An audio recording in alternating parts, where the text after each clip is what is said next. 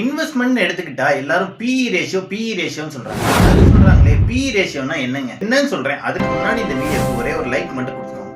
எல்லாத்துக்கும் பிரியாணி பிடிக்கும், அதனால நம்ம 2 பிரியாணி கடையை எக்ஸாம்பிளா வச்சுக்குவோம். பிரியாணி கடையிலையும் 1 லட்ச ரூபா ப்ராஃபிட் வருதுன்னு வச்சுக்குவோம். ஃபர்ஸ்ட் பிரியாணி கடையில ஓனர் உங்கள்கிட்ட 10 லட்ச ரூபா கொடுங்க, இந்த பிரியாணி கடையை வச்சுக்கோங்கன்னு சொல்றாங்க.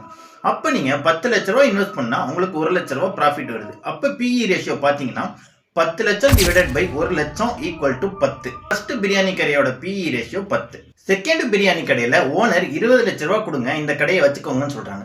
இப்ப பாத்தீங்க அப்படின்னா நீங்க 20 லட்ச ரூபா இன்வெஸ்ட் பண்ணிருக்கீங்க, உங்களுக்கு 1 லட்ச ரூபா ப்ராஃபிட் வருது. 20 லட்சம் டிவைடட் பை 1 லட்சம் போட்டீங்கன்னா கடையோட பிஇ ரேஷியோ பாத்தீங்கன்னா 20. இப்போ ஃபர்ஸ்ட் கடையோட பிஇ ரேஷியோ 10, செகண்ட் கடையோட பிஇ ரேஷியோ 20. ஆனா நமக்கு வர ப்ராஃபிட்ங்கிறது 2 கடையிலையும் 1 லட்ச ரூபா தான். இதுதான் இந்த பிஇ ரேஷியோ. பிஇ ரேஷியோ கம்மியா இருந்தாலும் நமக்கு லாபம் அப்படின்னு நினைக்கிறீங்களா? ஹை பிஇ ரேஷியோ உள்ள நிறைய ஸ்டாக்கை எல்லாரும் வாங்குறாங்க. அது ஏன் அப்படின்னு உங்களுக்கு தெரியுமா? தெரிஞ்சா கமெண்ட்ல சொல்லுங்க, இல்லாட்டி நெக்ஸ்ட் வீடியோல நான் சொல்றேன். தேங்க்யூ ஃபார் வாட்சிங்.